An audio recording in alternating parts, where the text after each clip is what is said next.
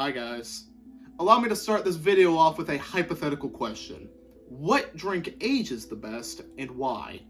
Well, for starters, you have some solid answers like wine and liquor, not that I would know, but you also have some other answers like milk that struggle to make it past a few weeks. The answer lies in how each drink is made. Wine tastes so much better over time, again, not like I would know, because of the way wine is made. And milk tastes so bad after such a short period of time because of how milk is made. But how does this relate to movies? The process of making movies has changed drastically over time, and one can only assume that the longer you do something for, the better you're going to be at it. So does this logic apply to horror movies and movies in general? Do older movies spoil like milk, or do they stand the test of time and age like a fine wine? To answer that, I watched all 1 hour and 21 minutes of Nosferatu, a symphony of horror, to answer that question. Let's start off with the background of Nosferatu. The word Nosferatu is the archaic Romanian word for vampire, and I was pissed off when I found out that Nosferatu's name isn't Nosferatu. He's called the Nosferatu, but his actual name is Count Orlok. And to be honest, I can't believe SpongeBob would lie to me like that, but I digress. The movie is an illegal German film directed by F.W. Murnau and was finished in 1922. Now, an astute listener would have picked up that illegal part that I snuck in. Let me tell you why. Nosferatu is basically a ripoff of Bram Stoker's completely forgettable novel, Dracula. Now, Dracula was not in the public domain for Germany yet, so by making this movie, Murnau was violating like 17 copyright laws. The whole reason why the movie survived was because it made its way over to the States. The intertitles were translated from German to English, and bada bam, bada boom, we had a movie. To summarize the plot in the time span of a YouTube short, the main character, Thomas Hutter, works as a real estate agent and finds out that some rich asshole wants to buy the rundown mansion across the street. Thinking that this is a lucky break for him and his wife, he goes down to Transylvania to meet with this guy. This guy's name is Count Orlok, and he is a vampire. While at this castle, Thomas finds a book about vampires, which is insanely convenient. But when the clock strikes midnight, Thomas gets royally fucked. Count Orlok buys the mansion, bites Thomas, packs up his stuff, and begins to move down to his new mansion to prey on more people.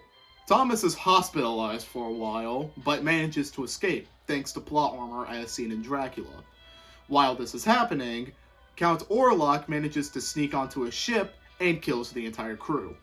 He then proceeds to sail this ship to Thomas's hometown, and all of the townspeople conclude that a plague killed the entire crew. This is also thanks to plot armor as seen in Dracula. Thomas finally makes it back home, but it's too late. For Count Orlok has already moved in next door, and Mrs. Helen Hutter is looking mighty tasty. She gets put into a trance by Count Orlok and almost jumps off a balcony. Thomas manages to snap her out of it, but he trips, falls, and gets knocked unconscious. Helen eventually finds the book about vampires and learns how to defeat them. Apparently vampires are whiter than that one kid in your school who's whiter than the Stay Puft Marshmallow Man, so he'll vaporize instantly in the sun. So that's what she does. She baits Count Orlok into biting her at exactly sunup so that he vaporizes instantly. And guess what? He vaporizes instantly.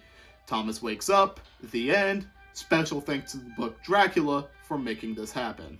Now that we've reviewed the plot, let's critique it. Despite all the jokes that I made, I don't entirely feel like the plot was carried by plot armor. The most plot armory part of the movie was when Thomas escapes the hospital, but even then that's nothing when compared to Ray in the sequel trilogy. The next part I want to talk about is when Count Orlok massacres the ship. Now we gotta think of this in retrospect of the time period. You're in the 1800s, and a ship pulls into port, and the entire crew is dead. What are you gonna think happened? That a plagued rat just killed them all by disease, or a literal hellspawn is out for their blood, and their blood specifically? The plot is good, but how do the lines, acting, and special effects hold up? Spoiler, They range between being fine and literal horseshit. The lines are about as good as you'd expect from a translation job from the 1920s would be. Same goes for the acting, and the special effects are just shit. The translation job to me felt like it was oversimplified when compared to the physical acting. Thomas would act like he saw a naked grandma crawling on the walls on all fours and say something like, "Oh dear." But hey, a dope-ass organ plays over the entire movie, so I can't really complain. The special effects were more funny than actually scary. The scene where Count Orlok is loading his stuff onto the horse and carriage, he uses telepathy to put the lid on his coffin over him. But it takes about 5 frames for the coffin lid to actually get up there. I both love this kind of editing style for the sheer absurdity, but it also ruins the aspect that I am supposed to be, in fact, scared watching this horror movie. So, the plot is good, the acting is fine, the lines are simple, and the special effects are humorously bad. So is this a good movie? In my opinion, it is, and 87% of people agree with me. Not a damn good movie, but it's a good movie.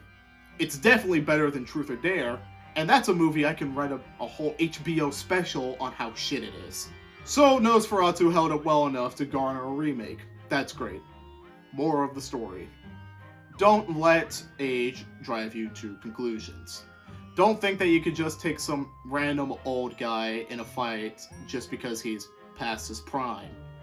That old guy could still fuck you up, and if you need to hide behind a rigged rule set so that you have the advantage constantly, then I think that says more about you than it does this nameless old guy. Stay safe, eat cake, and I'll see you later.